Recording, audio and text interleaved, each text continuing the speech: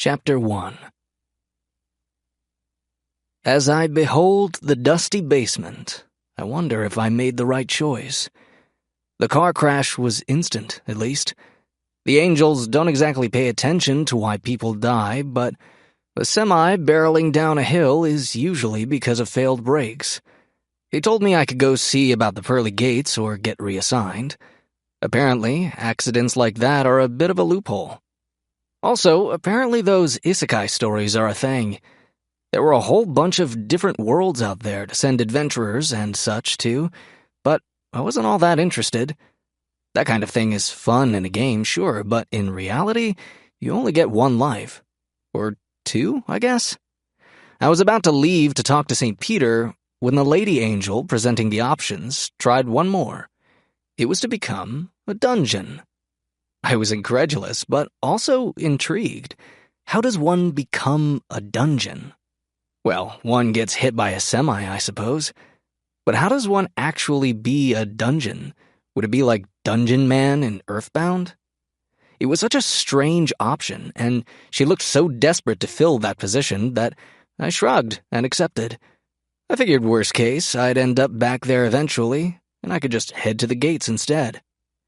After accepting, I started to just dissolve. And the angel seemed so happy, telling me I wouldn't regret my decision.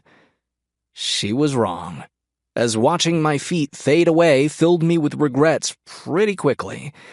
But I had already agreed, and I can't stand backing out after agreeing to something, even if it seems like it's going to immediately suck. Which brings us to the basement. Do note that I said behold, and not that I looked around. As far as I can tell, I don't have eyes. It makes sense if I'm a dungeon. I'm just curious what kind of definition of a dungeon equals to what feels like a run-down house. If most of those isekai stories are like playing an RPG, I feel like this one is more like a city builder. Like maybe Dwarf Fortress. I just hope it's not as difficult. I feel like I'm a floating viewpoint, and it's pretty surreal. I can also kind of focus out and feel the whole house.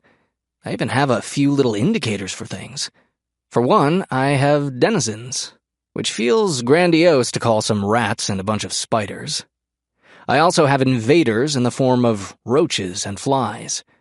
What I don't have is any idea how to do anything. After observing around a bit, I notice a tiny little orange gem that pops up with the word core above it. I don't know what it is, but the cupboard I found it in is labeled as my sanctum, so that's probably important, even if the gem is super tiny. More like a shard or a chip than a gem. Either way, I'd really like to put it somewhere more secure than just a cupboard. The spiders seem to want to protect it, though. I've seen them weaving an impressive tangle around it. Well, impressive for spiders. Maybe they just like the little glow it gives off. The flies definitely do. I watch one of my spiders finally scuttle up and bite into the first of the captured flies. And I feel something weird. Mana gained. Yeah, weird. More little notifications pop up as the spiders dig into their meals, each showing over the little flies before fading. So, I get mana from the spiders doing things. What does mana do? It's gotta do something, right? If this is like a city builder, I'd probably use it to build my city of spiders and rats, though that still doesn't answer how.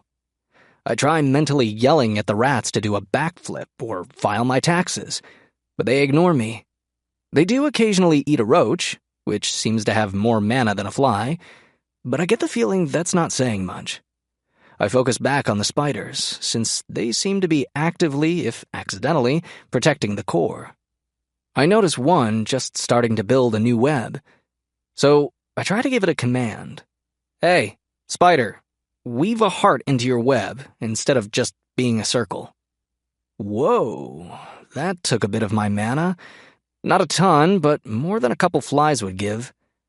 And sure enough, I can already see the little spider weaving a heart for her web. While interesting, what does that actually do for me? I mentally sit down to consider. Denizens seem to be on my side. Invaders seem to be against me. I get mana from killing invaders. The core is probably important. I mentally nod to myself as my next task is decided. Get the core somewhere safe. Where would be somewhere safe? The cupboard is safe-ish, but I feel like I can do better. Pretty sure I'll need more mana to do that, though. Did I call this a city builder? Because I think it's an idle game, and I can't even click things to make it faster.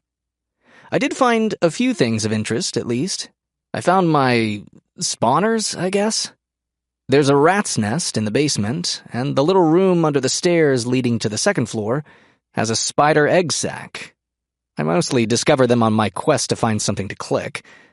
When I focused on those two, though, I was presented with the option to spawn rats or spiders, respectively, for a mana cost.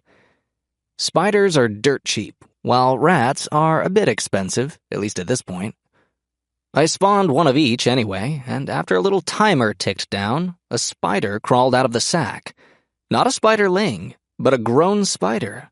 Similarly, an adult rat came out of the nest in the basement. I tried clicking them, too, and discovered they are much easier to command than the normal spiders and rats.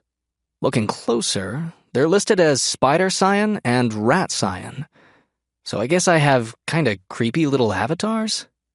Well, with creepy little avatars, I can at least move the core. The rat can't exactly get up into the cupboard, and the spider would be too vulnerable out in the open. But teamwork makes the dream work. It's not too difficult to get the spider to web the core and carry it, though it does seem a little bigger now. Maybe it's from me having mana. Either way, I need to get this thing secured sooner rather than later. With the spider holding the core, I have it dragline down to land on the rat, and we're off to the races? And by races, I mean basement. There's a little hole in the wall under the stairs that seems like a great place to put the core.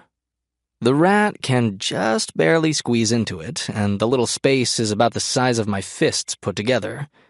Well, my fists as they used to be. It's gonna be wild getting used to not having fists.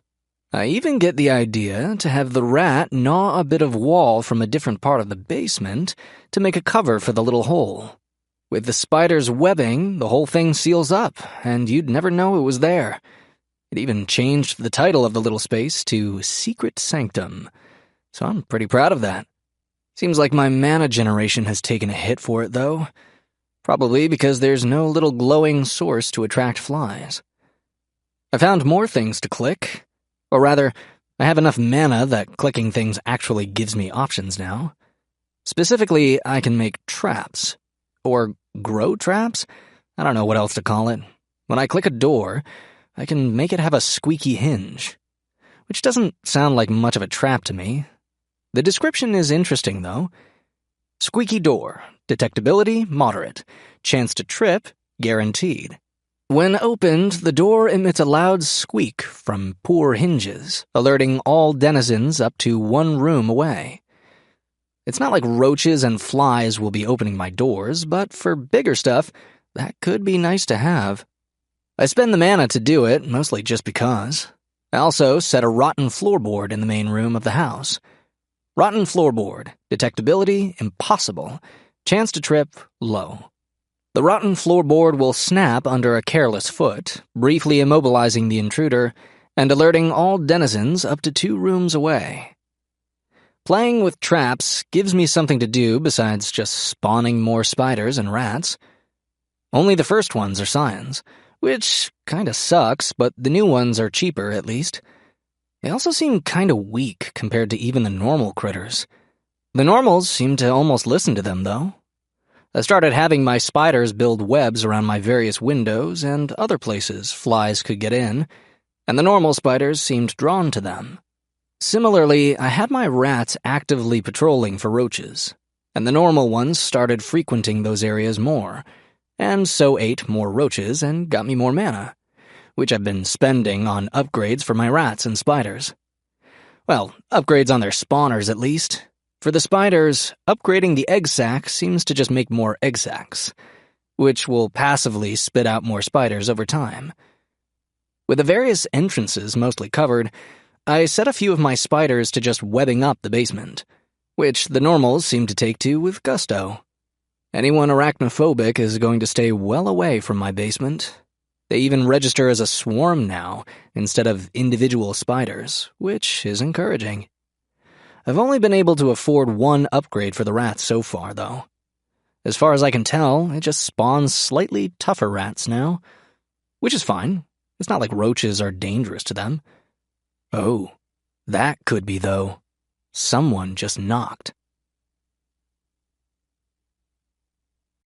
Chapter 2.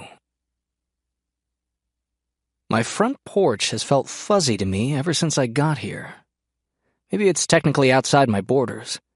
I can feel someone standing there and what sounds like speech, but I can't make anything out. Not like they're speaking a language I don't know, but more like they're underwater. Or I am. Either way, I'm pretty sure my front door isn't locked. I don't think I can even lock it. I can trap it, but I can't just keep people out. Probably for the same reason I can't just keep flies and roaches out. I decide to spend a bit of mana to pull everyone back, my rats and spiders all scurrying to whatever hiding places are available. Whoever is out there is either in no hurry or has great timing because the door only opens after everything is hiding. My first thought is to wonder why an elf decided to come visit. Yeah, I know what an elf is, and I'm not all that surprised. I've played D&D. The only people who lose their crap over an elf are people with the hots for Legolas. This one doesn't look too far off from that. He has the similar bearing of grace and agility, though he doesn't have a bow. He wears fairly simple leather armor and a pair of quality daggers at his side. Straight brown hair tops his head, ending about at the shoulders. Slightly pale skin says he has a naturally pale complexion, which fights with the sun regularly. His eyes are green and piercing, though he looks almost bored rather than attentive. He's also talking to himself, or in some kind of recording device. Can confirm house is a dungeon. I could feel its attention when I knock— Shit! Ha! Suck on that rotten plank. I even got some mana for that, which is the first time I've gotten it for something besides killing things, which is nice. No, I'm fine. I managed to find a rotten floorboard. Nothing came to try to eat me, though. All right. If I'm supposed to be a dungeon, I should probably at least make a token effort. I wouldn't want to be rude. I spend a bit of mana to send the wimpiest rat to go see what he's about. I spend the extra for a normal, not one of mine. I wouldn't want the normals to follow one of mine and swarm the guy. I don't think I need to worry about that, though. His eyes lock onto it as soon as it enters the room, even with furniture and stuff in the way. This guy might be a high level for me. Level 1 rat, single, passive spawn. The elf pauses for a moment as the rat continues to approach, the little thing not even aware it's been spotted yet. Roger, engaging. He whips out a knife and tosses it at the rat, killing it instantly. He's definitely too high level to be slumming it in a newbie little dungeon like me. I got mana from him killing the rat, though. That's weird. Huh. That's also weird. He's not listed as an intruder, but as a delver. I'm pretty sure I've seen the roaches get a spider or two, and I didn't get any mana for it, so why for him? As I think on it, he looks around and talks to his device. Or team. It seemed like someone was talking back. No sign of the sanctum, nor any other specialty rooms. The one under the stairs is close to becoming a spider lair, looks like. Level 3 spider swarm in the basement, and a level 2 rat's nest. No hostility aside from the single rat. Looks specialized for pest control still. No resource nodes. One minor chest in the attic. Whoa, wait, hang on there, elf guy. Resource nodes? Chests? I can do that? And hands off my chest. I'm no lady, but you should still buy me dinner first. I briefly consider sicking the swarm on him, but decide against it. He didn't sound too concerned about it being level 3. I don't want to waste those kinds of resources for them to just be killed. Though with what happened with the rat, it might be all right. Nah, we'll save that for later. For now, I should put up at least some kind of defense for the chest. Lots of movement. Looks like it wants to protect the chest. The swarm is staying put, though I see a new one forming on the stairs up. Level 1 swarm confirmed. Yeah, what's your stupid knife going to do against a swarm of spiders, huh? Oh, skills are a thing. He doesn't shout the name of his attack, but a few flourishes of his knife send winds to scatter my swarm and destroy the webbing they were putting up. I got a bunch of mana from that, though, and he didn't even kill many of my spiders. He just dispersed my swarm. Okay, need to stall him. Swarm dispersed. Minimal damage done. His bored look shifts to a smirk for a moment. I told you I know what I'm doing. Besides, this one doesn't seem actively malevolent. If it was, it'd bring out the big guns and try to bury me in rats and spiders all at once. Or would have put up a spike under that rotten floorboard. While he takes his time climbing the stairs, I spend some mana on more than just moving rats around. I can upgrade my traps, see? Squeaky door, detectability moderate, chance to trip guaranteed. When opened, the door emits a loud and annoying squeak from rusty hinges, alerting and attracting all denizens up to one room away. It's subtle, but it's there. Now stuff doesn't just know when a door is opened. They are incentivized to go look instead of just hiding. There's another upgrade still, but it's a bit expensive for me just yet. Now to see what Elf Guy does with my new trap. Upgraded squeaky door. I hate that trap. It's not just annoying to the denizens. Alerted. 2 level 2 spawned rats and 4 level 1 passives.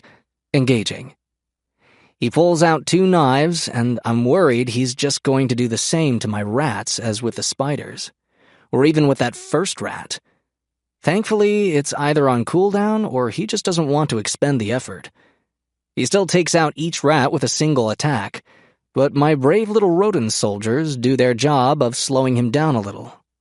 None of them even come close to biting him, but they make a good effort. With their sacrifice, my last defense is in position, at least. I seriously doubt I'll be able to take him down, but if I can even score a hit, I'm going to count it as a win. And if I keep getting mana for what this Delver kills, I should have enough to do something interesting. Successful encounter. I don't see any other movement, but I don't think it's just going to give me that chest. Proceeding with caution. He quietly continues toward the ladder to the attic, and I'm already a bit proud of making him cautious. I hope he's not too cautious, though. I want to take at least 1 of his HP to keep. At least I think he has HP. My spiders and rats don't, which is probably why he can take them out in a single attack. As he climbs into the attic, I can hear a bit of surprise in his voice and see a small smile on his face, which now looks attentive. Confirm boss encounter, level 2 mixed rat swarm, with Scion buff. Negative on Scion position. Engaging. He does his wind blade attack again, but the rats are heavy enough they can't just be scattered like the spiders were. They're definitely blades of wind, though, as I see many rats in the swarm sliced into. The rest surge forward, and he acrobats around my dusty attic, occasionally sending another blade of wind at them. They get close a few times, and I think the Scion buff he mentioned might be making them a bit tougher, as I see a few rats actually wounded and still trying to attack instead of simply dead for any damage. Still, the outcome was clear from the start, and soon the swarm loses cohesion and scatters. Boss complete. Checking chest now. He walks over to the chest, and he lifts the lid. My rat scion pops out, and he bites his hand before darting away, leaving him startled as he watches it vanish into a hole in the wall. Stupid mistake. Didn't get the XP from the boss fight, so it wasn't over. He shakes his head before continuing to talk. XP gained. Now, boss is complete. Chest contains potion of minor healing, he relays as he plucks it from the chest. He pops the cork and drinks the potion, causing the little bleeding wound on his hand to quickly fade. Dungeon is cheeky, but not overtly hostile. Despite lack of resource nodes, Dungeon is suitable for low-level small parties up to the attic. Basement is forbidden. Path to Secret Sanctum is probably down there somewhere. Note that Dungeon already displays unorthodox methodology and ability to adapt to delvers. Intruders at minimum. Dungeon seems to prefer a clean house, dust notwithstanding. That seems to finish his report, and he heads for the ladder. I don't bother sending anything else to mess with him, partially because he's cleared me, I guess. That's just how you do when you're cleared. The other part is because he doesn't do more than simply peek into the basement, respecting that I want to keep something to myself. But I mostly don't want to spend the mana on it. I have just enough to upgrade me, not just my spawners. Chapter 3. Upgrading myself was definitely a good idea. My porch doesn't feel fuzzy anymore. I can even feel my roof and a little of the land around myself, too. Though there's a little tower thingy on my roof that's still beyond my reach. I can feel movement outside, but I can't tell if I'm some creepy house in the woods and that's trees swaying in the breeze, or if I'm a rundown house in the middle of a huge city. Even better, though, I have 2 new spawners. I have a nest of blackbirds on the roof over my porch, and I have an anthill in the yard. Of course, with new spawners come new invaders. Wasps have started showing up, and they love to harass my poor spiders. The spiders sometimes get them in the webs and eat them, giving me a nice bit of mana. But the wasps sometimes get the spider. I'm just glad I went a bit overboard with the spider spawner, and they appear as fast as the wasps can get them. I can also confirm that invaders don't give me mana for what they kill. Stupid wasps. There are also invader ants, which don't seem to be able to take over my hill, but I'm still a bit concerned about it. I'm going to be putting a lot of mana into that thing once I get more. The ants seem like they're designed to handle the roaches as well as the other ants, too. So they'll be able to pull double duty once I get them upgraded further. And I'll want them to, too, because the last new invader is my new gold standard for getting mana. Mice. The rats go after them, so the ants get to pick up the slack with the roaches. The mice didn't come in from me upgrading my awareness, though. They came in after I made a resource node. I checked all over everywhere I could find, and it looks like I'll be hosting herbalists for the foreseeable future. I managed to grow a little patch of herbs in the backyard, and even sprouted some mushrooms near the foot of the stairs in the basement. I'm going to make them work at least a little for the mushrooms. Kinda reinforce the idea that the basement is for me, not them. And the mice love the shrooms, so I keep several rats nearby. Oh, the room under the stairs on the first floor is now officially a spider lair. It even spat out a venomous swarm the other day. And speaking of spiders, my scion doesn't seem to fit in my secret sanctum anymore. Little guy is a tarantula now, at least. So I have him in a little nest near the mushrooms to eat more mice. While my spider is working on being a tank, my rat seemed to like the hit and run on the elf, and he's very sneaky now. If I didn't know everything about this house, I'd swear he's teleporting, but he's been making little tunnels throughout the walls that seem like only he can fit through. He's my little scout. He's great. And that's Scout with a capital S, by the way. My scions have titles now. The spider is a guardian, and the rat is a scout. It seems like they give different buffs, too. My scout gives things extra awareness now, which I think means an extra room worth of distance for noticing things. The guardian makes things tougher in his room. Since he's in the basement, that means the swarm in there is even more of a hindrance and more difficult for invaders or delvers to get through. So, with a good rat scion, I decide to upgrade the nest several times. You know, give him more rats to buff and stuff. But after a certain point, I need to decide a path for it. Which confuses me. Rats don't have paths, they're rats. Well, on Earth maybe, but not here. Let's start with the path I didn't take. Plague rats. Yeah, no, if I'm a city, I don't need to bring the Black Death, thanks. Besides, I think the one I took in is more interesting. Pack rats. I'm not exactly sure how, but they seem to spawn random stuff every so often and put them places. I still only have the one chest in the attic, but now adventurers can look in my various drawers and cupboards and find interesting little things. Rough little gems, coins. Sometimes they'll even put some fungus caps somewhere. They love hiding stuff in the chest, though, which makes sense. The blackbirds I quickly upgrade to crows, partially to help with the mice, and partially because crows are cool. They also like to collect shinies. Maybe that's where the pack rats get the stuff. Either way, the crows also find the wasps delicious. I'm not sure that's how the food chain worked on Earth, but I'll take it. Good burbs, protect my leggy boys. My real project, though, is with the ants. They spawn a bit differently than the others. For my other things, I just queue up what I want and bam, I get it. They also periodically spawn stuff on their own, too. With the ants, though, they only spawn workers passively, and I can't tell the hill to produce more workers. I can upgrade it, or I can trigger a nuptial flight. I upgrade it several times, and then the option for nuptial flight starts blinking. So I go ahead and spend the mana for it, just to see why. Well, that leads to interesting things. For one, despite having only the one hill, there are several different types of ants available in the mating flight. I steer clear of the carpenter ants, at least for now.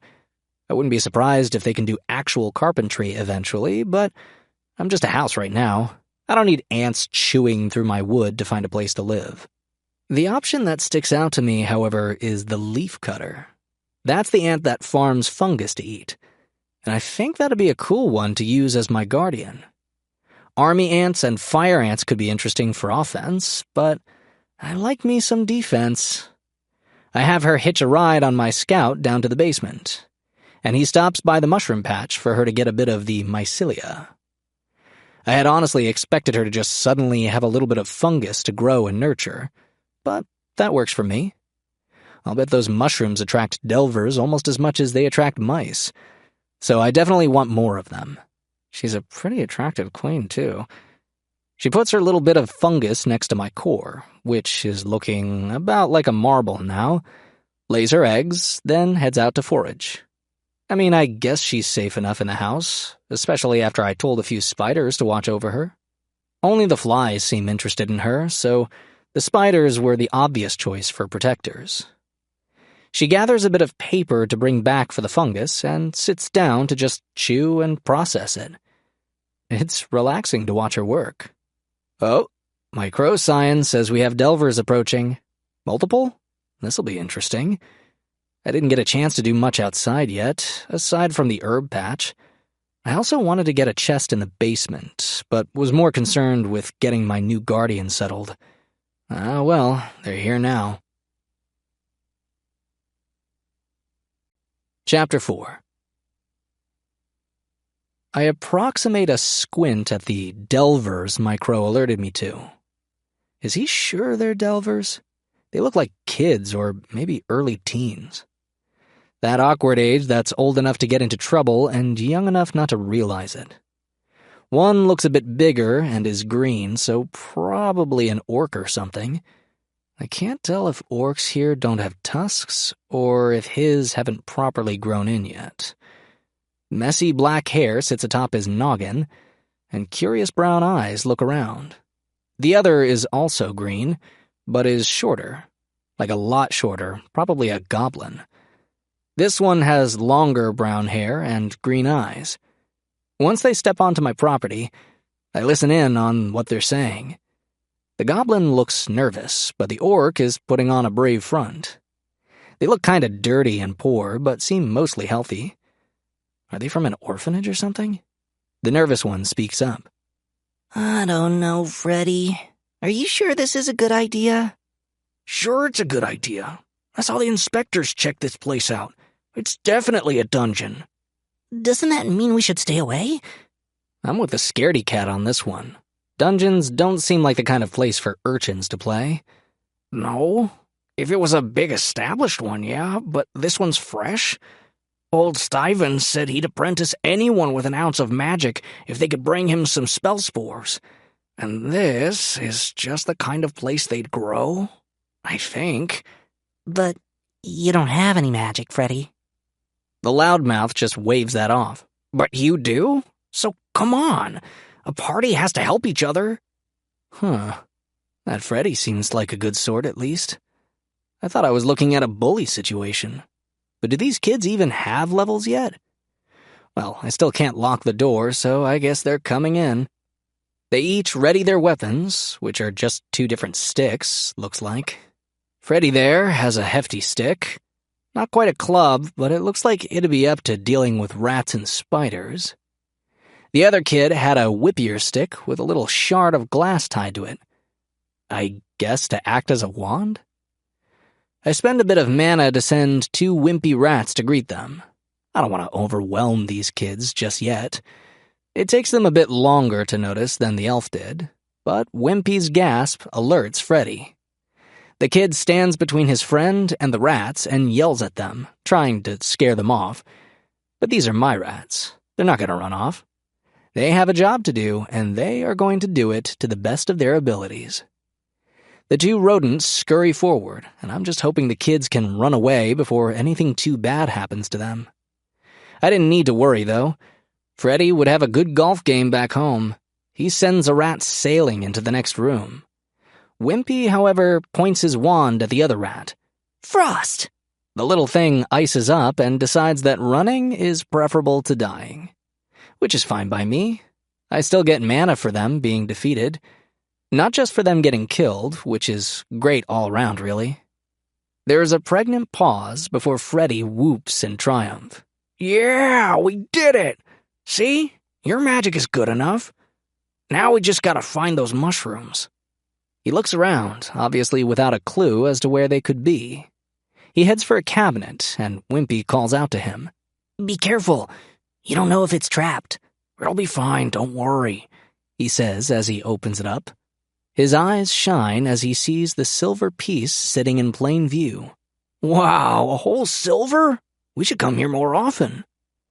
The boost in mana I get as he takes the coin makes me agree with that idea too. Pack rats and crows were definitely the right choices for upgrades. The 2 poke around the main room, gathering coins from various containers. Freddy is not as observant as Wimpy, though. That kid peers at the spiders in the windows and the rats hunting roaches, and keeps a distance as he watches. When Freddy makes to open the door to the spider lair, however, Wimpy actually grabs his hand. Not in there. Look, he says, pointing down at the slow stream of spiders coming from under the door. Freddy's eyes widen, and he backs up a bit. Yeah, I don't think we could handle a swarm just yet. Ah, good. He knows his limits, too. I like these kids. Wimpy looks around and points at the stairs going down. I think the mushrooms will be down there. They like darkness. Freddy readies his stick, and Wimpy makes his little wand act like a flashlight. Then the 2 slowly descend into my basement. I actually spend a bit of mana to keep things calm down there. Everything knows the basement isn't for visiting. But I'm willing to give these kids a chance. They seem to know they're getting in a bit over their heads. But the brave little buggers keep going, as careful as 2 kids can be. The spider swarm hisses at the light and the presence of the kids, but don't attack. From Freddy's look, I think he might be arachnophobic. Still, he does his duty, standing between Wimpy and the swarm, even as his stick wobbles in his hand. How long to get those mushrooms, Rhonda? Rhonda? A girl, then? Huh. Just a few seconds, she says, sounding a bit sorry about the situation. She focuses on the mushrooms and plucking several of the bigger ones. Once I get the notification that she's gotten 3 units of mushrooms, I have no idea what a unit actually is, but it's more than just 3 caps. I decide that's enough for now. I'm not a mean dungeon, but I feel like I'd lose my license if I just gave this stuff away. Not that I actually have a license, but still. I have my spider scion start to emerge from his little nest, in clear view of Rhonda. At the same time, I let the swarm start to slowly advance. Rhonda, they're coming. Her eep or reply gets him to look and see the scion emerge. He's my biggest denizen by now, about the size of a dinner plate if you count his legs. To the kids, he probably looks like the size of a horse. Run! Orders Freddy, and Rhonda is all too happy to oblige. The two book it, and I keep my spiders from giving chase. I get a bunch of mana for defeating the Delvers, and I can't help but smile to myself as the two slam my front door and lean against it, panting from the run and from the fear. After about a minute, though, the two start laughing, relieved to have escaped. "That was crazy," exclaims Freddy, riding the energy of his adrenaline tapering off. "Did you get enough?" Rhonda nods and pulls a double handful of mushrooms from her pocket. Yeah? Old Stuyven will have to apprentice me now. Rhonda's happy smile slips, even though Freddy is still beaming. But what about you? You still don't have any magic? Freddy shrugs. "I'll be fine. Maybe the Church of the Crystal Shield will accept me?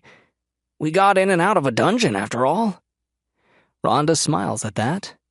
You'd make a good paladin, even if you're scared of spiders, she adds with a giggle. Freddy gasps. "Hey, you saw the size of that guardian spider?" She laughs and nods. Yeah, I also didn't argue when you said to run. He laughs as well, and I get a new alert. Quest updated. The next generation completed their question. Mana rewarded. Ooh, that's a lot of mana. Chapter 5. So, what am I to do with this sudden windfall of mana thanks to those kids? I've got enough to upgrade myself again, and I do want to. But I want to make sure I'm prepared before I do that. My Ant Queen has been busy, her little workers finally hatched, and all have gotten to, well, work. I've been mostly spending my income to upgrade her, keeping my total above the points for me to upgrade myself, but not spending it just yet. She can make majors now, which are just bigger and meaner ants. They're not all majors, she still needs workers. But invader ants are basically a solved problem now.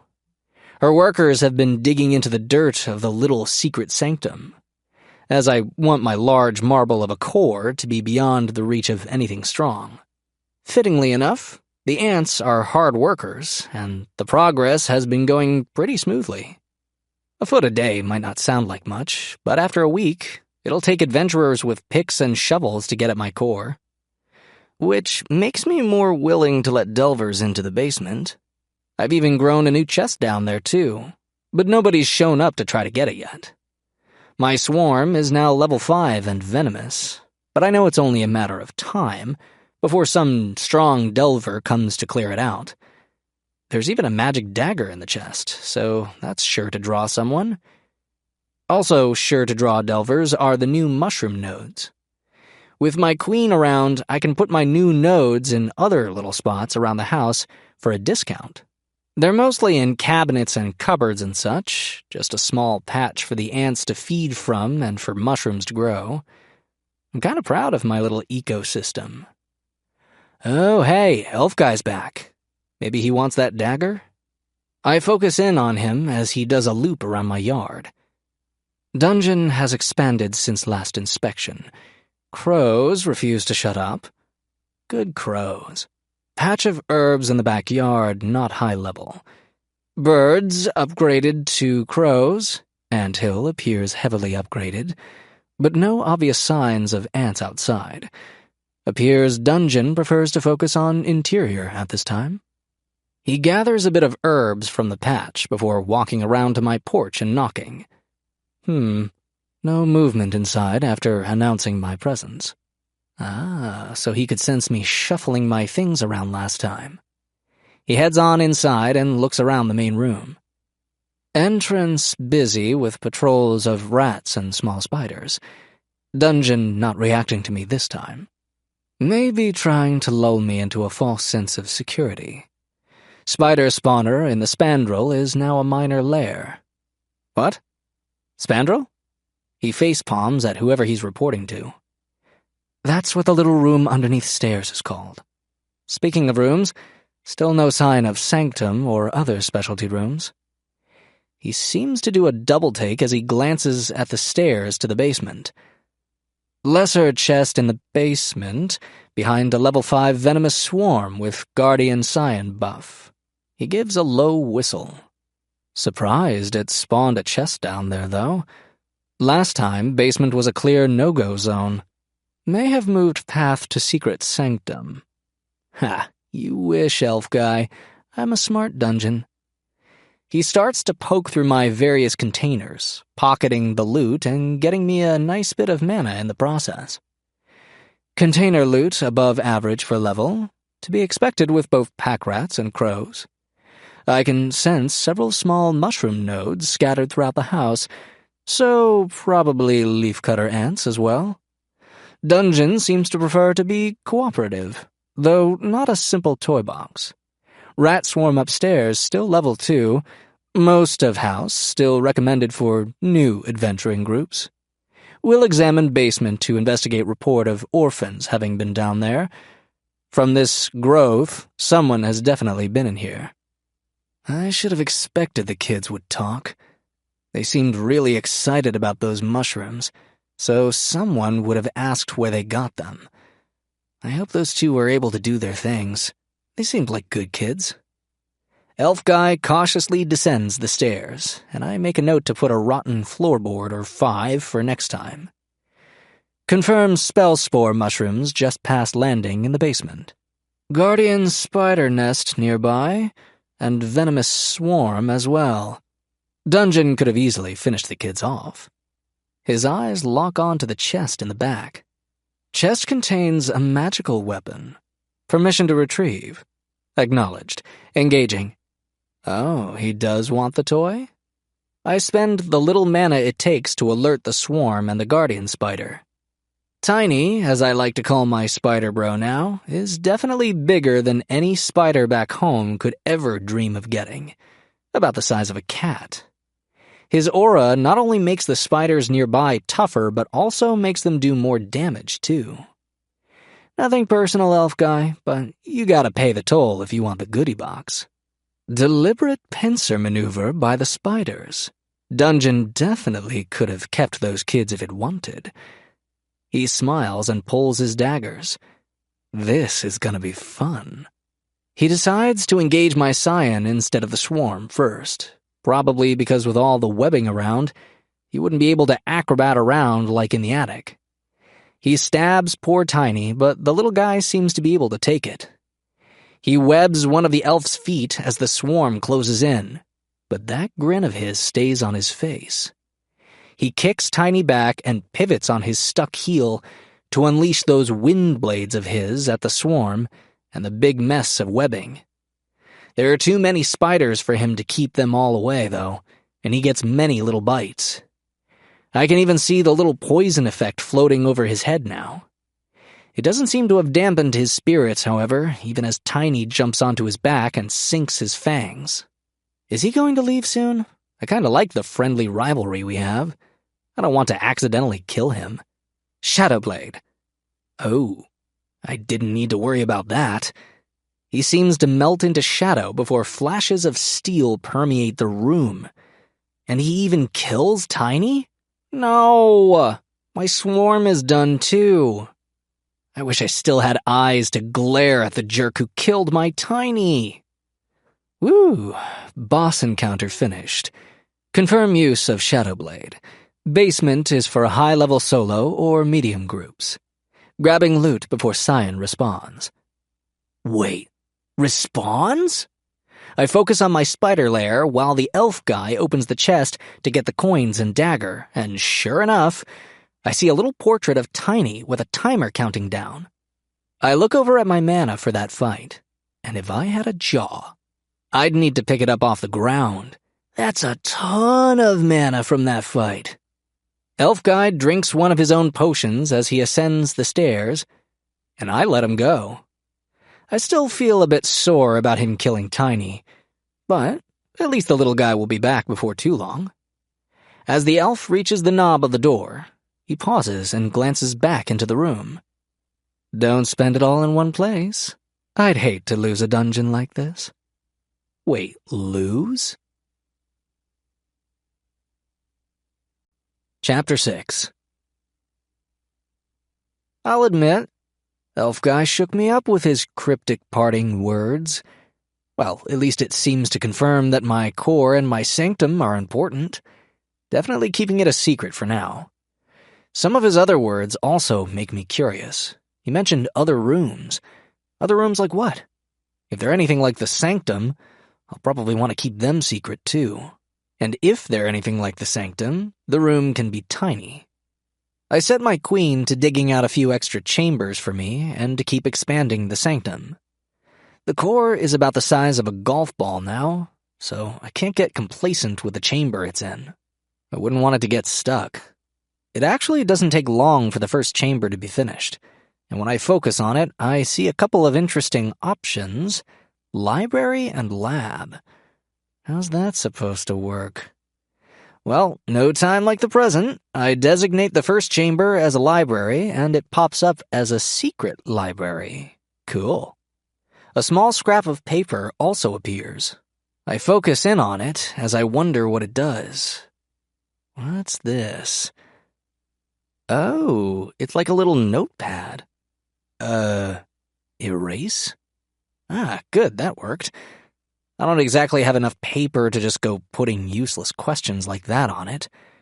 The second chamber is about finished now too, so I designate it as a lab. And sure enough, it's now my secret lab. No papers appear in it, however. How do I make it work, then? I poke around a bit, though I don't get anything to pop up, until an ant wanders through with a bit of mushroom in her mandibles. Combine, eh? Well, that has all sorts of interesting implications.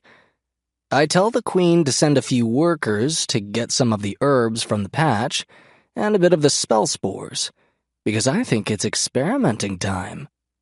No, wait. It's visitor time. Oh, hey, it's the kids. They're looking better now, too. Rhonda has a simple little robe on and a wand that doesn't still have bark on it.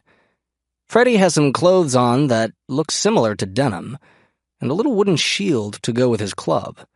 It still has bark on it, but it's a bit thicker and has a decent knot on the business end. Seems like a good upgrade in gear to me. This time, interestingly enough, it's Freddy who seems uncertain about being here. Really, Rhonda? That's what you want as a familiar? Well, no, actually. Freddy seems to relax at her reply, at least until she continues. That was a scion, so I can't make that my familiar. But there might be a different big spider like that to tame. Freddy visibly shudders at the idea of taming a spider, and I'm curious. A familiar? Interesting. I have been getting a decent number of odd larger spiders recently. So, how do we go about taming one, then? Beat it up and nurse it back to health? Rhonda looks aghast at the idea. What? No, I have to befriend it. How do you befriend a spider? Freddy asks incredulously, and Rhonda looks a bit bashful. I'm, not sure. Old Stiven has a bunch of books on familiars, but he says he believes in learning on the job. Freddy doesn't look very impressed about her mentor, and Rhonda can't help but quickly speak up to defend him. He didn't send me out with nothing, though. He said I should find out what my familiar wants and provide it. Then what's a spider want, besides to crawl on people's faces while they're trying to sleep? Asks Freddy, shuddering once again. Rhonda just giggles. Well, food and safety, I guess. But these aren't just normal spiders here. They also want to guard their dungeon. But if they're your familiar, won't they not be able to stay here to guard the dungeon? Kinda. But I had an idea for that. The bucket? The bucket, she exclaims with joy, brandishing a wooden bucket with a small plank over the top. So, how's that help the spider defend the dungeon? We'll just catch some invaders, then feed them to a spider. Without feeding us to the spiders, too. Freddy deadpans. Rhonda simply smiles and nods, and he rolls his eyes before continuing. Okay, so what's an invader? Us? She shakes her head. No, we're delvers. We're kinda supposed to be here. Invaders want the core. Old Stiven said with a new dungeon, mice are probably the biggest invaders. We saw rats, though. Those are bigger. Those are denizens. They're also supposed to be there. Let's try to catch a mouse out here, then try to find a big spider to feed. Huh, that's interesting. I set my crows to leave the kids alone and observe, giving them a chance to catch something. Hey, what about this big bug instead? Asks Freddy, holding up a large, hissing roach in his hand. Rhonda recoils a bit before steeling herself. That'd probably work.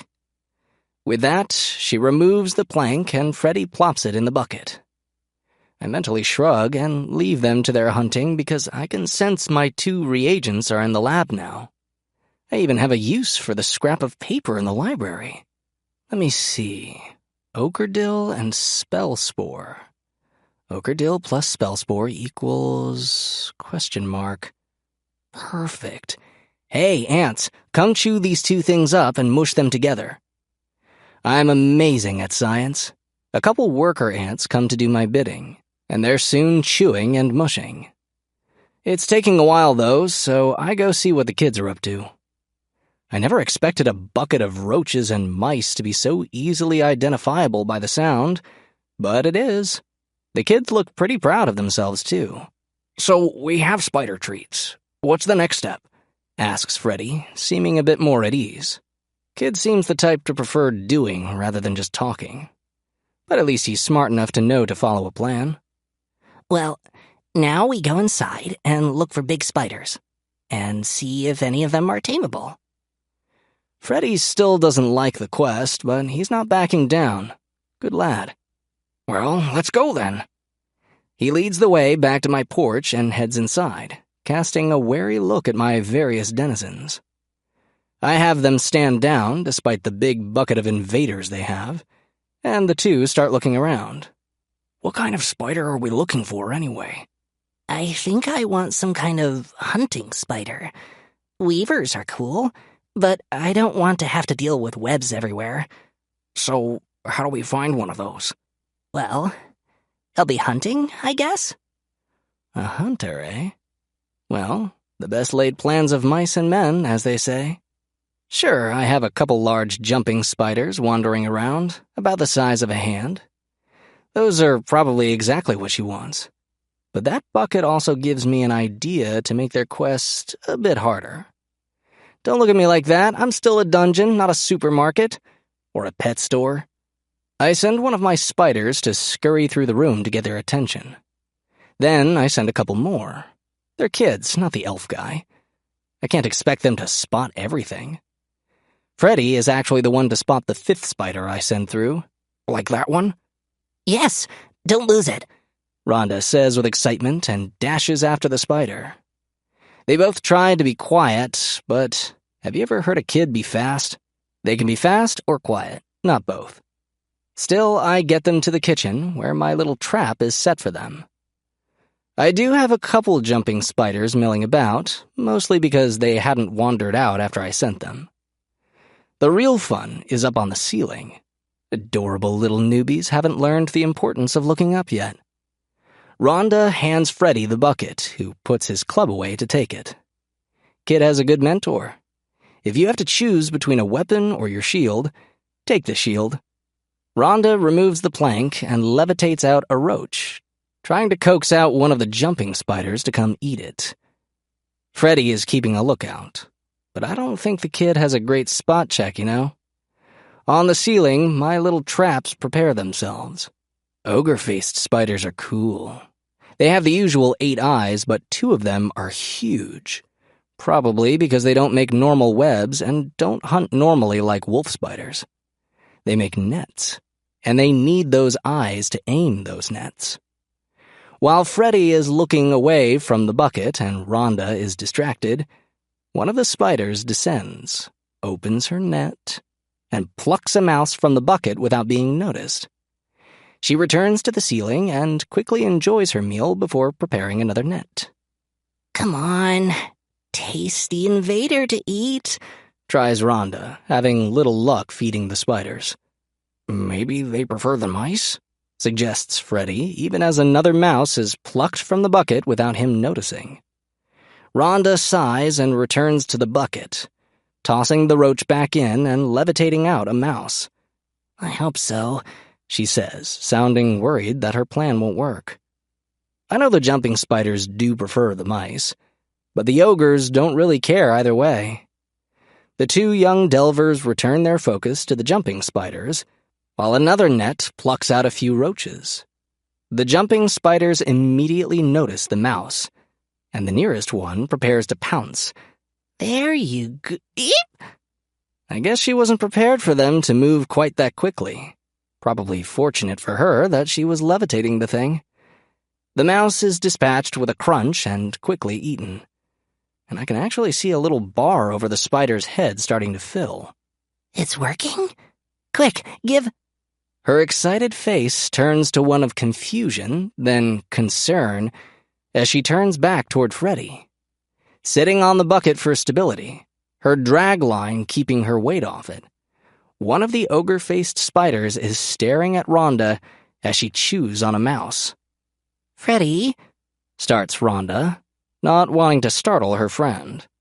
I, however, can see the little taming bar fill, and silently laugh as it looks like Freddy gets a notice. Taming complete. What? His outburst scatters the other spiders as he backs away from the bucket and his new tame. She simply holds the bucket now and reaches a leg in to pluck out a roach to eat as she watches her new master and his party member. Chapter 7. Ah, those crazy kids. After Freddy found himself with a new animal companion, there was much consternation. He wanted to release it, of course, but that's only an option for rangers and tamers, silly boy. He definitely looked like he was considering cross-classing in the near future, though. Rhonda, however, still needed her own familiar, and the 2 got the bucket back with hopefully enough mice to spare. They actually tracked down the one Rhonda had started taming, partially with the help of Freddy's spider, who I'm going to call Fiona. Fiona seems to take her new position seriously, as she netted the jumping spider as soon as she spotted it, which was significantly earlier than the 2 kids. I'm pretty sure the taming bar filled slower, what with the spider being restrained like that, but Rhonda got herself a familiar. I let the 2 kids go on their way peacefully, and get another pile of mana for them finishing a quest as well. I smile to myself as they leave my perception, hoping they'll come back for some more shenanigans. For now, though, I have an experiment in the lab to check up on. It's definitely done something, but I don't know what. The mush is faintly glowing yellow, which might be a good sign. It didn't blow up or melt through the dirt, so I consider it a win so far. Not knowing what else to do with it, I tell the queen to have a few workers eat some. If they explode or something, they're just a few little worker ants. And hey, they don't explode. They don't die, either, which is even better. I watch the ants and notice a pretty immediate change. They're quick little buggers now, wow. I tell the queen to keep tabs on them and turn to other things. I've been sitting on quite a pile of mana for a while now. My core is close to the size of a tennis ball, too. So I should do something with it. Now, my new upgrades will let me expand up, out, or down, and they're all tempting. Up will let me get that little tower thing on my roof, which feels like a great place to put some stronger stuff. Maybe something between the strength of the basement and the attic. Out would give me more ground to look at. Maybe let me see the fence or wall or whatever. The kids more or less confirmed to me that I'm in some kind of town. It's not like urchins can just go wander out into the woods and expect to come back safely. Down is also really tempting, though. There could be caves there, or maybe ores or something. If I'm going to live up to the title of dungeon, I'll need to head deeper eventually, right? Although, deeper is probably also more dangerous, and I want to be ready for dangerous stuff. Up it is, then. It feels weird to not have the run of the whole house when I am the house. Ah, it's a belfry. Fittingly enough, I have a bat spawner in there, too. I don't know what my new invader is yet, though. Bats eat bugs or fruit, and I doubt I'm gonna get attacked by killer tomatoes. I feel like I have bugs more or less handled, so what will they throw at me? Feels like something sneaky, whatever it is. Or maybe it'll actually be nothing? It wasn't all that much mana, and it didn't give me that much extra floor space. It more gave Delver's roof access and the belfry than it gave me new rooms, so not all that much, really. I decide to risk expanding out, since I still have a lot of mana to spend. And man, am I glad I do. I do, in fact, have a wall and a gate, but I also have a huge expanse of a yard. My new spawner is a personal favorite, too. Snakes? Heck yeah, I'ma have noodles wandering around. I upgrade my little snack den and the bat belfry until I need to choose a path. Then leave it hanging for now. I want to see what happens with the new invaders before I make any choices. Mana gained. Wait, what? A new mana thing? Where is... Aha! One of my snakes got something? It's... a mole? Uh-oh. My sanctum is still secret, but moles will eventually stumble over it and the core? Okay, I need more snacks. And I think I need them small, so we're going with vipers. I wanted constrictors, but no way is an anaconda going to be able to hunt moles. Alrighty, snacks, go and... My snakes? Seagulls? I hate seagulls. The vipers fight back a bit, but these gulls are bad news, wow. My only real options to fight them in the air are my crows and my bats. I could make them vampire bats, but I don't think that'll do much against seagulls. I spend most of my mana to upgrade my crow's nest to a raven's nest, and the new burbs descend on the gulls like they're the new taste sensation. A group of crows may be a murder, but these ravens are definitely an unkindness to those stupid seagulls. Ah, that's some nice mana income now, though. Right, surface secured again. I need to secure the sanctum. My rat scion has been working on my walls and various nooks and crannies, making all sorts of secret passages and such around, and I see a great spot for my new sanctum. I'm glad he hasn't really been getting bigger, unlike Tiny. I thought he would be, especially after the nest spat out a dire rat the other day. The scout needs to stay lean, I suppose. Anyhow, the location for my new sanctum is going to be in the chimney of the second floor. Well, technically in the attic. There's never been a fire in there since I got here, and with the spiders and ants to build a little chamber in it, I can move my core. Of course, I need to be careful about that. First thing first, Scion roll call? Tiny, keep doing your thing, buddy. You hang out in the main room for now. If you keep getting bigger, I'll need to give you an actual room for your lair, too. You're about the size of a small dog now. If anything says dungeon closed for renovations, it's a spider big enough to play fetch. Scout rat? Congrats, your name's Timo now. Get the other rats on high alert, especially along the route to the chimney. You're going to have to be the one to carry the core, so I'm counting on you. Queen Ant, You're moving shop? We'll leave the lab and library for now, but get ready to hitch a ride on Teemo.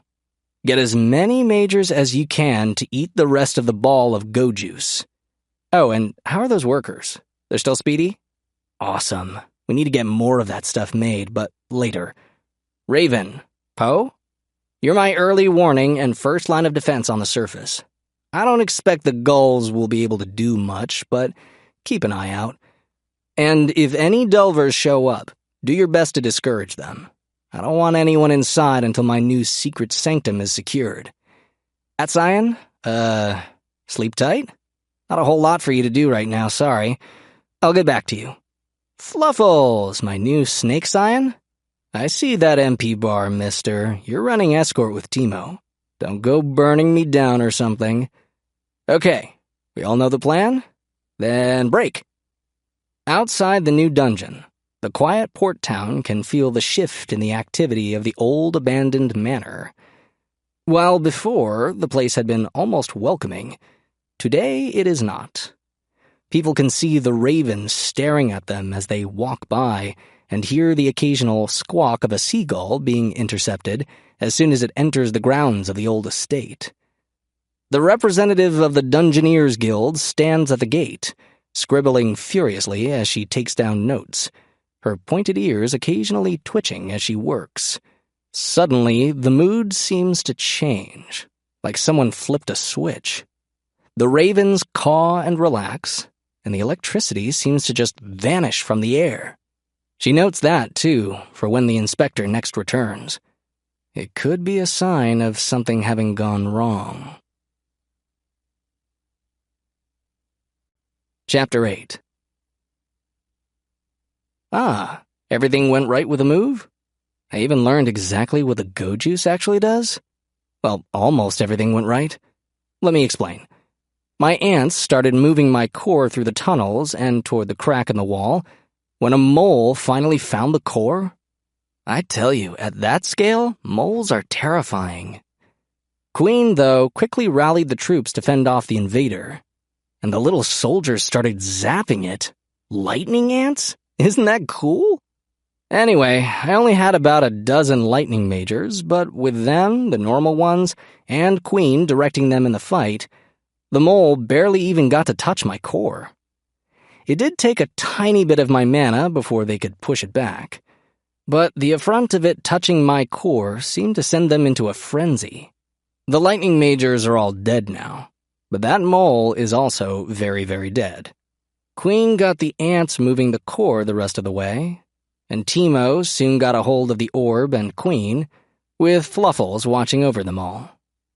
With the mole incursion making me cautious, Teemo led everyone through a secret passage and into the crawl spaces in my walls. He wasn't taking any chances, which I definitely appreciated. It seemed like the various invaders could all sense the core was vulnerable, even if they didn't know where it was. I've never seen the invaders' numbers that high. It felt like every hand, foot, talon, wing, claw, and tail was on the ground to repel them. And I can't help but be a bit proud of my denizens. Thanks to the secret paths, my core was quickly placed in the new secret sanctum, safe behind layers and layers of thick spider silk and packed dirt, as well as the stone and mortar of the chimney itself. My raven scion even set his nest on top of the chimney, with various spiders actually protecting the opening from different insects. All in all, a very successful relocation, and I signal the all clear. Everyone goes back to their normal doings, and I ping Tiny to head outside. I have an idea for what to do with all that free real estate, and I'll need his help.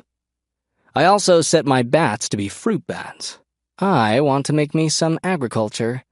And is there any more cultured agri than a hedge maze? See, I have all sorts of interesting things I can grow out here, and a thorn hedge is one of them. If I set them up right, I can make a maze. And if I'm going to have a labyrinth, I'm going to need something to live in it. And I don't have a minotaur. I do, however, have Tiny. I also have various large critters to help populate the maze. A couple dire rats, and even a small swarm of crows. That should be plenty to populate it, at least for now. I also have the ability to make a ton of nodes out there. I've got several options for herb nodes, and a bunch of spots for various wood nodes, too. I got a bit crazy with spending my mana to get the thing up and running. I don't need to expand downward right now anyway, and the increased numbers of invaders means more mana production, too. I haven't seen any delvers in the last few days, though. I had a few, aside from the elf guy and the kids, but none recently. I wouldn't mind a bit of extra mana from them doing stuff, but I'm not exactly hurting for it. I'm definitely glad I made my bats into fruit bats, too. The hedge maze is a bit out of the range of Queen and her workers, and fruit bats are just the kind of things to make my herbs and trees grow better. More herbs and trees should mean more delvers, right? I even sprout a few chests out in the maze, along with the aforementioned various nodes, just to sweeten the pot. They're all listed as least chests, which I'm pretty sure means they kinda suck. That might be from how I'm organizing everything out here, though. See, in the house, it's basically dungeon business as usual. My critters defend me from invaders and challenge delvers, everything to the death or to retreat/rout. Out in the maze, however, I'm setting things up differently. I've had Timo out to teach the dire rats a few things, and I've also had Tiny practicing his webbing. He's approaching the size of a horse now, and I wonder if even the elf guy might have to actually try to be able to beat him, which would be difficult for me. See, if nobody comes to get my stuff, I don't get that bonus mana. So I have a new job for Tiny: hide and seek. I want to get delvers to explore the maze and to have to avoid Tiny. If he catches them, he'll web them up and dump them outside the maze. I think I can even have Fluffles levitate them from there to just outside the gate. The dire rats will be playing annoyances, stealing stuff from the delvers as they spot them. I wonder if the delvers will consider the area even more dangerous than the house. HP is a lot easier to replace than stuff sometimes. I'm not too worried, though. I think challenge translates to reward levels, for the delvers and for me. It's a weird and different challenge, but one I hope will pan out. And if it doesn't, well, I'll have more herbs and things to experiment with in my lab. I've tried a few other combinations, but so far the bottled lightning, despite not being in a bottle, is my only success. I get the feeling that I don't want to mix everything 1-to-1, but I don't think I have much other option at the moment. I'd need a bigger lab to upgrade it, but I want to keep it secret. I think that will have to wait until I expand downward a bit and get into stone. I have upgraded my library a bit and moved it into the wall not far from the chimney. It's not the most efficient as far as working with my lab, but it's secret and a bit bigger, giving me a full piece of paper to work with now. It might not sound like much, but I've been able to keep track of each combination I've tried in the lab. Speaking of the lab, Queen has started to produce a specialized worker for in there. I've been calling them alchemists because that's basically what they're doing. They've been slowly producing more bottled lightning for use in the rest of me. I actually want to get the basement swarm of spiders to be venomous and lightning-powered. That'll be quite a boss fight. It'll also take a lot of bottled lightning to accomplish. I like that it seems permanent, but it's a pretty significant dose to achieve. The lack of delvers still has me concerned, though. The maze is still growing, and while the fruit bats are occupied, other flavors of bat are just kinda milling around. Sure, some help look for moles, but the number of snakes is starting to increase now that I have enough ravens to handle the gulls. I focus in on one of the normal bats, wondering what I should do with it. There's not a whole lot of stuff to do at night, after all. Oh hey, that's a new option. Chapter 9. I have an option for the bat, but I have no idea how it'd apply to a bat. Mount Expedition. How does a bat mount an expedition? It's a bat, not an archaeologist. Well, only one way to find out. Mount that expedition, my bat. Oh, number to send. 3? It accepts 3. Good. Where to? That's a good question. I already know basically everything in my reach. It's kind of cool, actually. Outside my walls, though, it's still a mystery. Wait, can they actually go outside? Bats, your expedition target is across the street past the main gate. And off they go, huh? Cost a bit of mana, but not too bad. The little guys do that bat flutter over the top of the gate and vanish from my awareness. And now I see I have some denizens on expedition. At least it looks like they should be back in a few minutes. Is it a few minutes yet? How about now? Still no? Ah, there we go. Welcome home, bats. What news do you bring of the world outside the walls? A bakery? Seriously? I'm a dungeon with a bakery across the street? I'm not sure what I was expecting, but a bakery was not it. Well, that fully confirms I'm in a town. I just hope the whole town around a dungeon thing works better than it did in the first Diablo game. Yarnum? No, I think that was Bloodborne. Tristram? Or something like that, anyway? Well, as long as nobody goes and tries to jam my core into their face, it should go well, right? Either way, I want more info, so I start sending out expeditions with my bats, keeping them in groups of 3 just because. I also give them larger areas to identify, which takes them longer but doesn't cost me extra mana.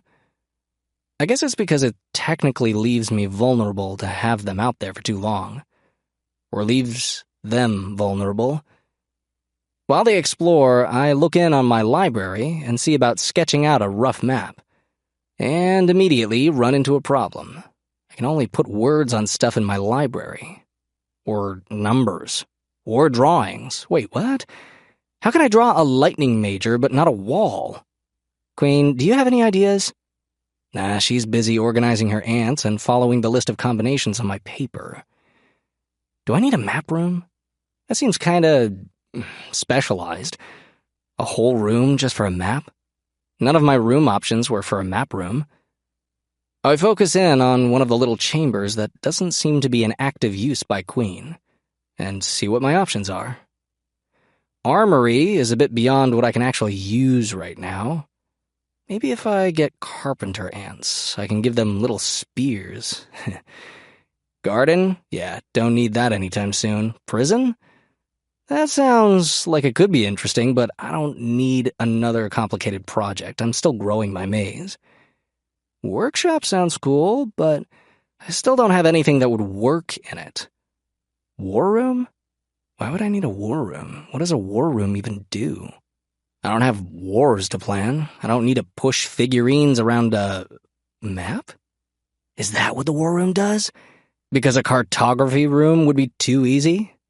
It's also not exactly cheap, even as a little ant chamber. I mentally sigh and spend the mana. A little bit of leather pops up in the new secret war room. There are 2 dots, dungeon, bakery. Well, at least it's some kind of map, though it doesn't even have a compass rose to say which way is north. As my bats start to come back, however, more dots appear. Looks like I'm smack dab in the middle of a commercial district. Am I not the first dungeon here? Elf Guy did say he didn't want to lose me as a dungeon. It could also just be luck in my spawn. Though, I don't know why someone would leave an abandoned manor with a big yard just to stay abandoned for however long it takes a dungeon to happen. I doubt just any old random, ignored basement can suddenly become a dungeon over a weekend. Most of the dots are pretty boring and probably not much use to me. Tailor, cartwright, haberdasher. Apparently, the town is big enough to have someone make a living making hats. So that's cool. Alchemist, enchanter. Oh, hey, a church. I wonder if it's the shield one that Freddy goes to. I wonder if Rhonda is apprenticed at one of the magical places, too. I don't get any shop names, though, and I don't know if that's because bats can't read or if I need to upgrade the war room to get more details. Either way, I probably shouldn't spend any mana on it just yet. The maze is hungry, and nobody has come to visit in a while. I should double-check my signs. Tiny is doing great. There's a small grove of trees growing near the center of the maze, and he's webbed it up good to make his nest. He hasn't gotten much bigger just yet, but I haven't been able to spare him much mana for it. He's still listed as a guardian, which I've taken a closer look at. Basically, if he's in his guarding area, he buffs my stuff and gets some good buffs himself. I don't have any numbers to go by aside from his level 8 now, by the way, but I can see him moving quicker in the maze than not, so his transfer is complete. Timo is being the best sneaky rat, and seems to be teaching my other rats things. He's still a scout and making various paths all over the place, which seem to let my other rats get to where they're going to quicker. I considered making him electric, but I want to wait until I get venom for him instead. I named him Timo. He should be able to do poison stuff. The pack rats have been occasionally getting electrified too. Queen must be doling out bottled lightning outside her ants occasionally. Fine by me. Faster pack rats mean faster accumulation of goodies for Delvers. Speaking of Queen, she got a title I wasn't expecting. I had to put her around the core to become a new guardian, but I guess I should have expected she'd become my alchemist, with what I've been having her do. I definitely appreciate the discount on upgrading the lab. For her latest project, I actually had Timo grab a potion out of one of the chests. That cost me about twice the mana I would have gained if a Delver took it. But I want to test something. Now that I have an actual alchemist, I wonder if Queen can analyze stuff.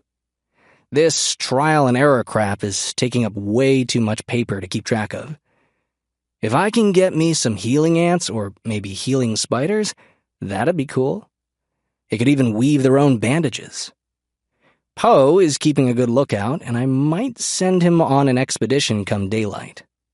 If Tiny is Lord of the Maze and Timo Lord of the House, then Poe is Lord of the Yard. He's been coordinating with Coda and Fluffles to keep the moles and gulls at bay. I wouldn't be surprised if he gets some title of his own, too. Fluffles has been growing well, but thankfully not as well as Tiny. I do want him to be able to get into all those nooks and crannies, after all. He also seems to be specialized in kinetic magic, by which I mean picking up and moving things without hands, which is fitting in retrospect. I've seen him snag a gull out of the air and bring it down for vipers to bite. If he keeps catching things like that, maybe I should get a jail soon. Coda, the bat scion, has been mostly occupied with tending the maze and most of the nodes outside the house. He has also been making sure to keep the sonar bats on a good rotation to help Poe scan for moles. He's probably my least effective combatant out of my scions, but he's doing a great job with the nodes and maze. I've been getting steady discounts on growing and upgrading everything out there, and I've even seen him getting seeds from the expeditionary bats. So maybe I should get a garden or greenhouse or something, actually. Finally, someone's at the gate. Chapter 10. Oh, I wonder who's there. It doesn't feel like Elf Guy. For one, there's too many feet. I focus and see an actual party. Neat. First inside is some kind of half-bird person with a bow. Probably their version of Elf Guy. She has piercing blue eyes and a short, hooked beak like a hawk, with the brown and white feathers to match and a tail of reddish-brown feathers, too. She has a modest but noticeable swell at her chest to make me call her a her under that leather armor. Behind her is a dwarven fighter. Big red beard, big shiny axe, big shinier shield, small legs. Dwarf. His hair and beard are kept pretty short, but he does take the chance to braid his mustache as far down as his beard goes. about halfway down his neck. Him and the burb gave a wary eye around the dawn-lit yard, looking more serious than the elf guy ever did. Behind him comes an elf. Or maybe half-elf? She doesn't look as graceful as elf guy, but definitely has the ears and the tanned, pale skin he did. Maybe he's lighter on his feet because he's such a high level? Or because he's a rogue or something. Either way, she's definitely a caster. She's got a blue robe with some embroidery, but not the conical-brimmed hat. Her blonde hair is long and mostly tucked into the back of her robe. Her staff is painted white with a bunch of small gems bedazzled at the top. Is she a light mage? Or maybe she's not specialized. That'd be interesting. I haven't seen anyone do multiple elements yet. Wait, they brought the kids? Poe peers down from his nest as he awakens and confirms it. That's Rhonda and Freddy. It's not like there's a second pair of kids with spiders following them around. Fiona, the net-casting, ogre-faced spider, has gotten a bit bigger and seems to have marked Freddy's shield with one of her webs. At least the kid doesn't seem scared of spiders anymore. Rhonda's jumping spider, Lucas, is riding on her hat, his big eyes keeping a lookout. "Did we have to bring them?" asks Bird Lady, and I agree. I mean, adult supervision is probably a good idea, but that party looks like they want a more traditional dungeon crawling experience.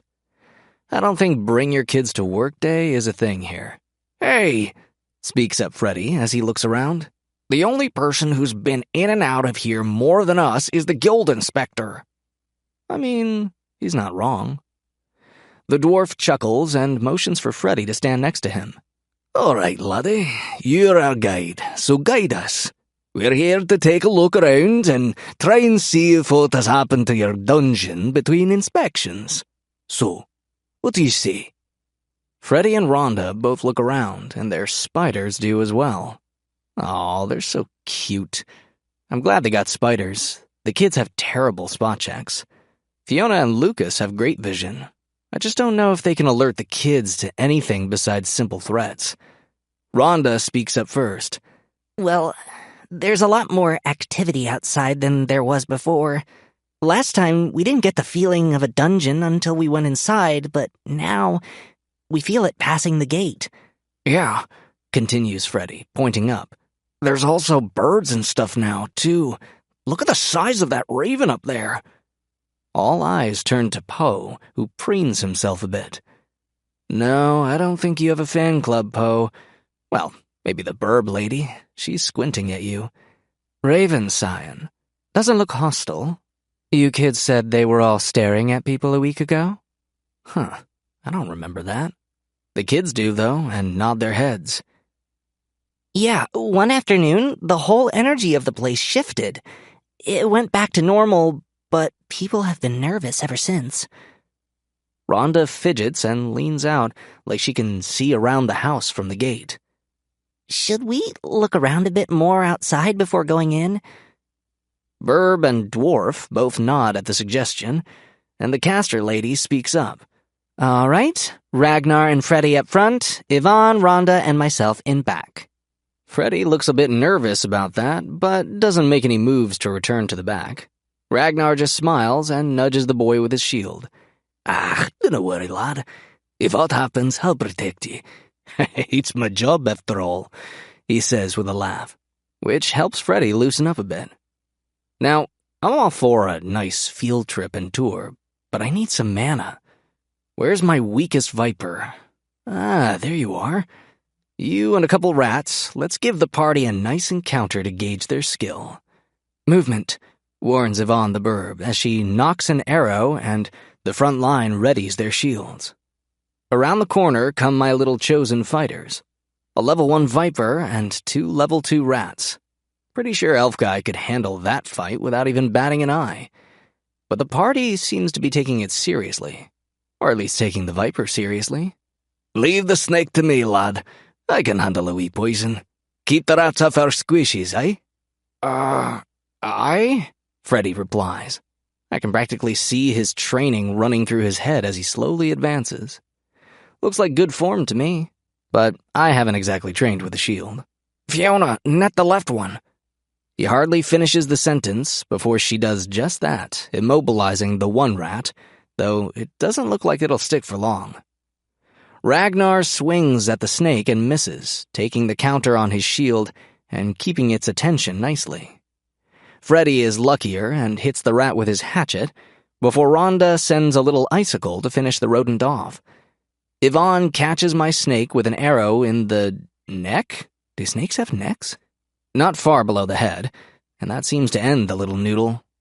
I'm a bit sad to see the little guy bite it like that, but I needs me some mana, and he's given me quite a bit for the cause. Besides, he'll respawn.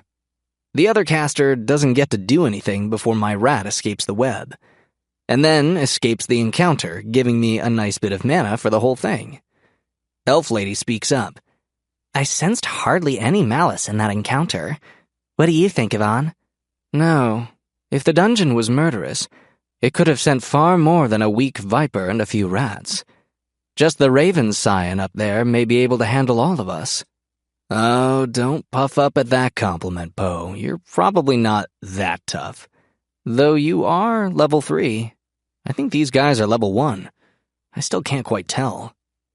The encounter finished. The party soon rounds the corner, and I see them all stop and stare. I wonder what has their attention. There's the ochre-dill patch by the house, which isn't anything to be stunned by. They can see the anthill from there, though I don't think that's it either. They can see the hedge maze, but it's hardly knee-high yet. There's the various herb and tree nodes in there, and the couple chests, too. Maybe they like the look of the chests? Oh, nope, it's not that. It's Tiny. He's very plainly sunning himself not far from his webbed-up copse of trees. Rhonda manages to put to words what everyone is thinking. That's a big spider.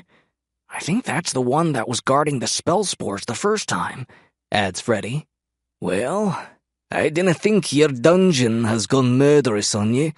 That thing would have been a much more deadly fight than the snake and rats. Everyone nods, and Yvonne squints at Tiny. That is strange, though. I've never heard of a dungeon growing such a large bramble field, nor having such weak chests guarded by something like that. Elf Lady nods. I think that's a question beyond our expertise. Perhaps we should check the house? If it really has been a while since anyone has delved, there should be some very nice rewards inside. Oh yes, Papa needs more mana. You guys might level from some encounters, too. Hey, Poe? Coda? Give me a few weaker flyers inside. I'ma rally the spiders and see if the party knows to look up, and see if the kids learned that lesson. Turns out the kids did learn the lesson while the party hadn't yet. Thanks to Rhonda and Freddy, they spot the ambush of ceiling spiders. Elf Lady gets webbed, but everyone gets out of the fight with all their HP intact. And I get some more mana. Yvonne finds the rotten floorboard, and the looks on everyone's faces was worth far more than the mana I got for it. There is loot aplenty for them, too, and I think everyone is going to be able to get some kind of upgrade for their gear after this. Rhonda finds some stone lily petals in a drawer and gasps at them, so I guess they're a good ingredient. I still haven't found a use for them yet, but I will eventually. Or rather, Queen will, eventually. At the stairs up, I toss a spider swarm at them. I start to get concerned it might be too much for them until Rhonda and the elf lady cast their spells. Rhonda casts a freezing gale, while the elf calls her earth pulse. Then the two raise their implements together and shout, "Avalanche!" For a moment, I'm worried they might have overdone it. I don't think I'm rated for avalanches. Thankfully, it just seems to be the name for a combined earth-ice spell, and the swarm is frozen and/or squished. I wonder if I should tone things down. But I think that's about the difficulty I want for a decent encounter for them. The next few are fairly simple. A few bats, a few crows, a dire rat guarding a room with more containers than usual. While they work on that, I decide to change the encounter in the attic. I like the rat swarm, but I don't think the party is quite equipped for a boss swarm encounter. If they don't smoke it like the spiders, Everyone will be pretty quickly overwhelmed. Besides, I have a good idea for a different boss. Ragnar is the first to climb the ladder to the attic, and he goes nice and slow. He's not exactly a stealth master, but I'm also not exactly going to let the encounter just rush him as soon as he's spotted. His eyes widen as he sees what I have in store, and he quietly climbs back down the ladder. "What did you see?" asks Yvonne, and Ragnar exhales. "2 dire rats, lightning enhanced." Looks are exchanged as everyone weighs their options. On the one hand, there's a chest up there with quite a bit of loot by now. On the other, there's some pretty serious potential pain between them and it. Ragnar seems to get an idea. "Alara, you know protection from elements, eh? Can you teach the lass?" The elf lady, apparently Alara, considers that for a few moments. Perhaps it's not a particularly difficult spell. Would your master disapprove, Rhonda? She asks the girl, not wanting to step on the toes of the one she's apprenticed to. Well, he does believe in learning on the job, admits Rhonda, and Alara smiles. Ah, he sounds wise then. Now, I'll only be showing you how to protect from electricity for now. You can work against any element, but that will take a bit more time to teach than we have. I pay attention too, and write what I can in my library. Fluffles will be practicing this later, definitely. I'm pretty sure the rat's lightning will still do some damage to the group, but it should be much more manageable for them now. The casters look pretty tired by the time they're done, though. I'm afraid we'll be down to simple cantrips for the fight itself, apologizes Alara, and Rhonda nods. Personally, I'm impressed the kid had enough to cast it on 2 people. As the party starts to ascend, Freddy offers a plan. "I think I can keep the attention of one of them with Lucas and Fiona's help. You guys can focus on the other with Ragnar, then get mine." Ragnar chuckles. "They'll focus on yours first, lad. I'm not gonna let you try to tank one of those for longer than needed." Yvonne and Alara nod, and Freddy nods as well. Ragnar is the first to climb onto the landing, and the time for planning is over. I keep the rats from leaping forward, letting the party climb up and organize themselves briefly, then allow the rats to attack. Yeesh, lightning enhanced indeed. Definitely glad they had the foresight to protect from lightning. Everyone looks a bit crispier than they'd prefer, but nobody is grievously wounded, even if Ragnar's beard is smoking. Him and Freddy leap to their plan, and it seems my rats need to recharge after that. Yvonne looks like she has something up her sleeve, as she takes a few precious seconds to focus on the rat being harried by Freddy and the spiders. "True strike!" she shouts, before letting the arrow loose, right into the eye of the rat being ganged up on. It had taken a few other attacks from the others while she prepared, and that attack of hers finishes the first dire rat off. Over with Ragnar, I'm not quite sure how he's doing, actually. He's been bitten several times, and though he's bleeding, he's laughing, and I think swearing at the rat in Dwarven. He doesn't look too concerned about his blood slowly leaking out, and it looks like his HP, while below half, is pretty stable there. Yvonne doesn't have another true strike in her, apparently, but everyone's combined efforts soon finish the second one off as well. As the mana rolls in for me, I see Ragnar stagger, his HP dipping dangerously. I think he has some ability to let him put off damage for a bit. Alara is on him quickly, however, and even with only cantrips, she gets him stabilized.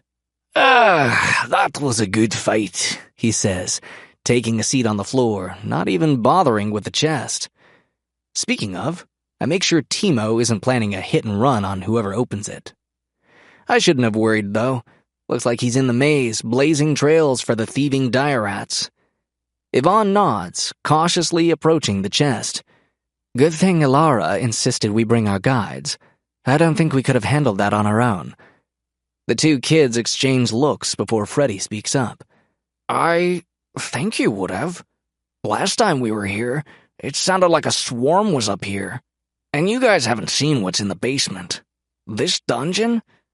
He trails off, uncertain of his dungeoneering knowledge. Rhonda, though, soon picks up the slack.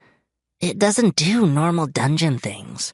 The first time we were here, we went into the basement to get some spell spores. There was a huge swarm of spiders watching us the whole time, but they didn't advance. Well, not until I got enough spores for old Stiven. Then the spider scion crawled out of the wall, and the swarm started to advance. We ran. I don't think they even climbed the stairs to come after us. Freddy nods. Yeah, they had us, but let us go after scaring us half to death. He shrugs as Yvonne seems to decide the chest is safe and opens it. This dungeon's weird, but I don't think it wants to just kill people. It's generous with loot as well, adds Yvonne as she pulls out a nice shield from the chest, and the sound of coin sliding off it as she pulls it out can be heard clearly around the attic. That looks like a good shield for Mr. Ragnar, notes Freddy, and the dwarf chuckles and shakes his head. I'd never hear the end of it if I ever used anything but my family shield, laddie. I think it's about enough to cover your guide's fees, though, eh? He says, looking to the other two adults, who both share a small grin and nod. I'm sure we'll find something in that chest to pay young Rhonda as well. She holds up her hands before the two can try to refuse. It's non-negotiable, young ones. Even if it wasn't guild policy, none of us would be comfortable with you two not getting at least some share of the loot after putting your lives on the line with us. The two kids look a bit bashful about that. I guess they never really considered that their lives could be on the line. I mean, they weren't. Even if I had to spend all my mana to call the rats off and loot myself for potions, I wouldn't let the kids get hurt. Still, I like this party. I hope they come back. Good role models for the kids. They take their time looting and have a bit of a rest to divvy everything out. Rhonda gets herself a nice scroll of frozen armor, which Alara says her master should be able to teach her how to transfer her spellbook more permanently. Freddy, of course, gets his shield. The party gets most of the coins and potions, which the kids are more than fine with. They have full pockets from the other containers anyway. They leave, and I send a few blackbirds after them on an expedition to see where they go. Looks like the longest expedition I've assigned yet. I also have a huge pile of mana after all that, and my core is looking more like a softball now. I'm pretty sure it'll be fine in the chimney until about basketball size, so I have a fair bit of time left. Still, if people start coming back to delve, I'll finish the maze sooner than I thought.